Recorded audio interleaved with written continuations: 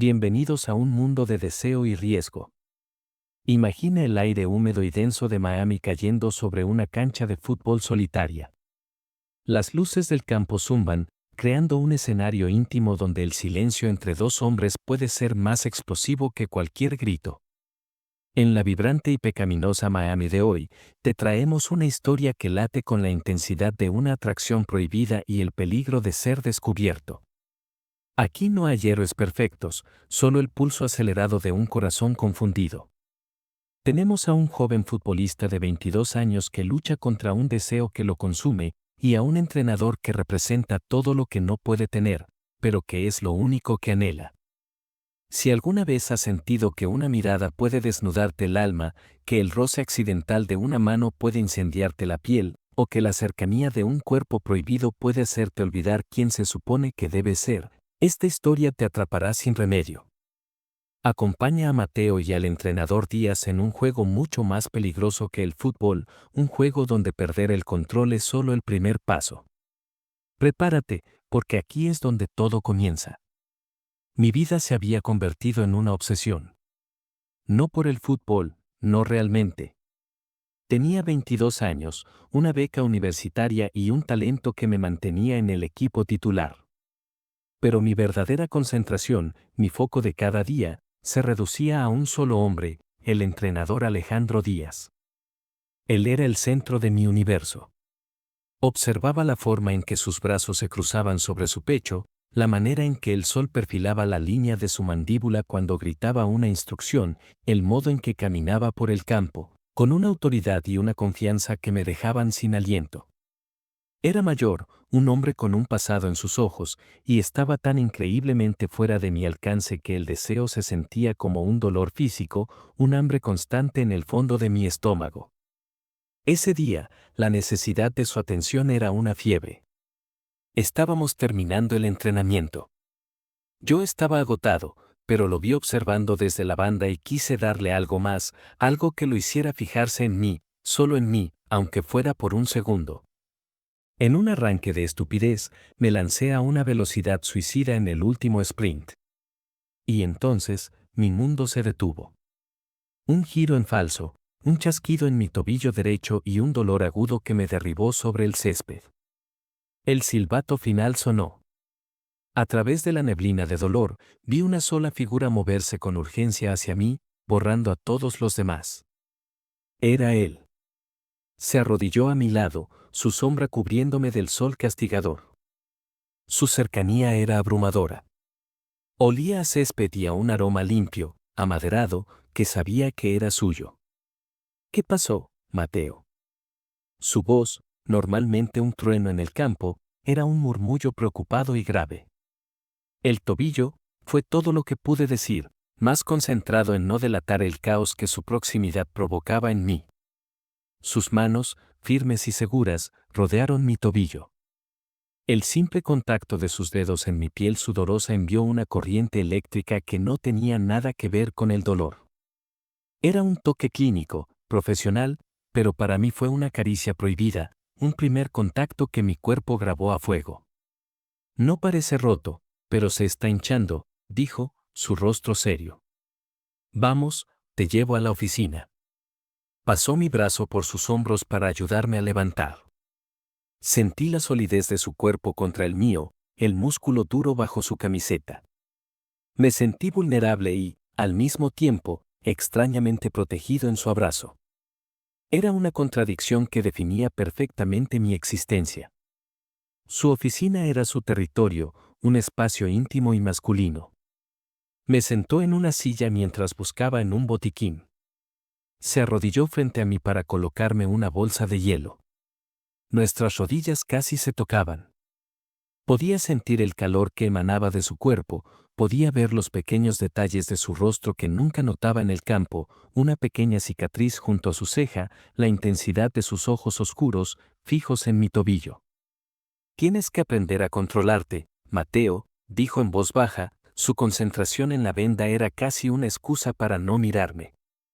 Este fuego que tienes, te va a quemar si no tienes cuidado. ¿Fuego? Él no tenía ni idea del incendio que ardía dentro de mí en ese preciso instante. Solo quiero destacar, mentí. Levantó la vista y nuestros ojos se encontraron. El mundo pareció detenerse. En su mirada no vi a un entrenador, vi a un hombre que me estaba viendo de verdad, quizás demasiado. Ya destacas, respondió, y su voz se suavizó.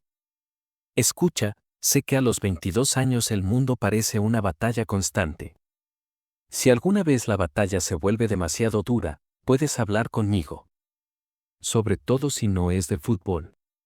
Esa frase fue una llave. Una puerta que se abría a un lugar peligroso y tentador.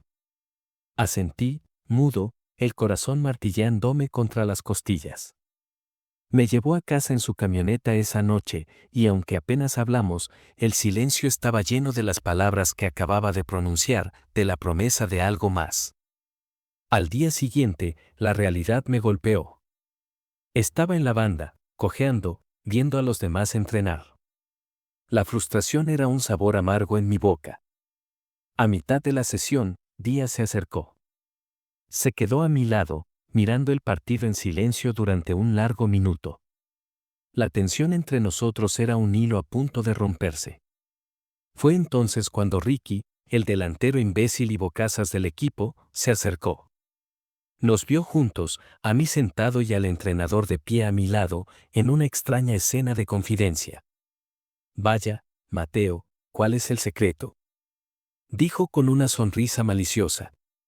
¿Te lesionas y consigues sesiones privadas con el jefe? Ten cuidado, la gente podría pensar mal. La sangre se me subió a la cara.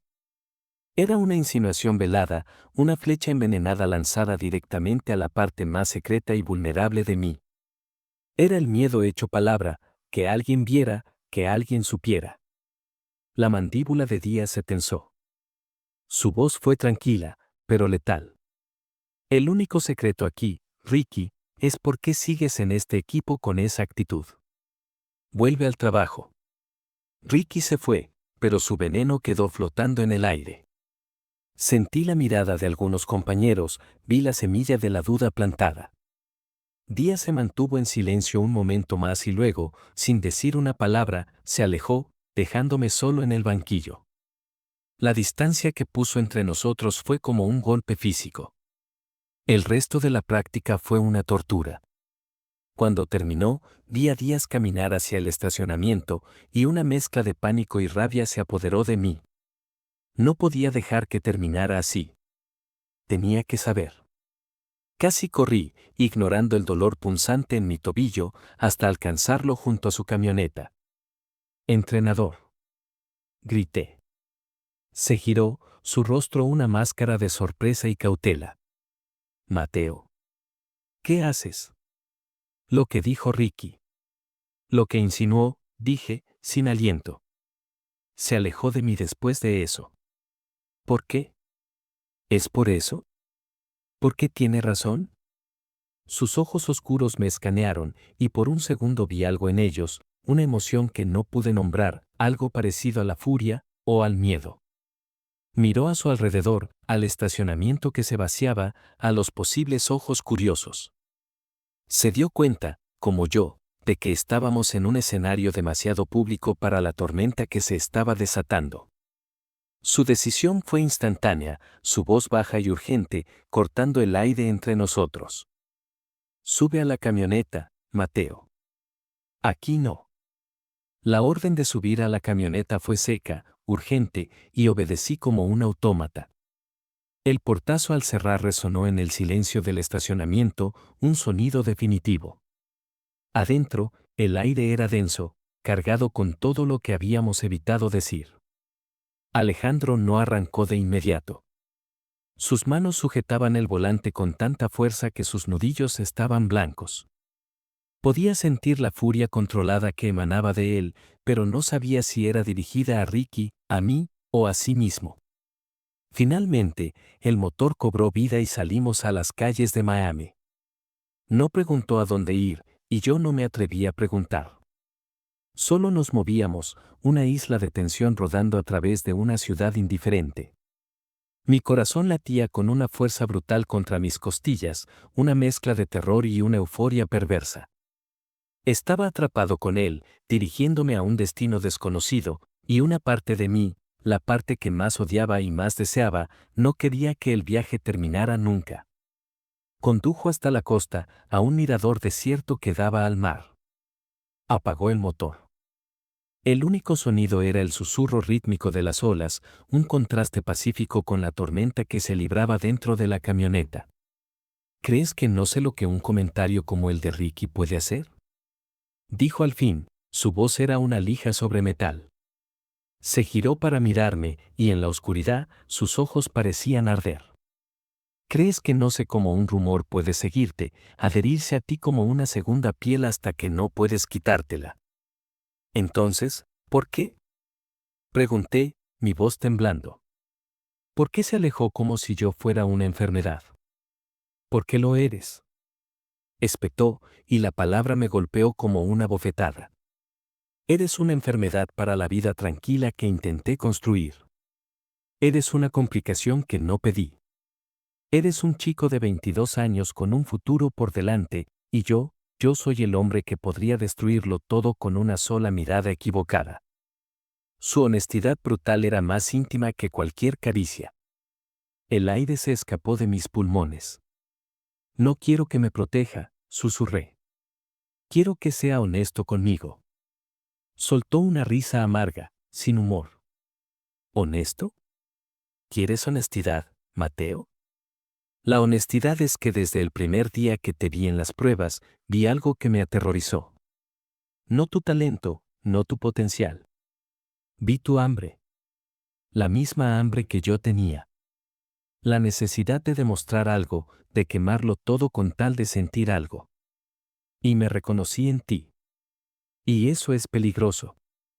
Se pasó una mano por el rostro, un gesto de puro agotamiento. Pasé 15 años en el fútbol profesional construyendo un muro a mi alrededor. Sin amigos cercanos, sin relaciones, sin nada que pudiera delatarme. Un movimiento en falso y toda mi carrera, todo por lo que había trabajado, se habría derrumbado. Aprendí a ser invisible, a no desear, a no sentir. Y cuando te veo, me recuerdas todo lo que enterré. La forma en que me miras, como si pudieras ver a través de todos mis muros. El silencio que siguió a su confesión fue profundo y absoluto.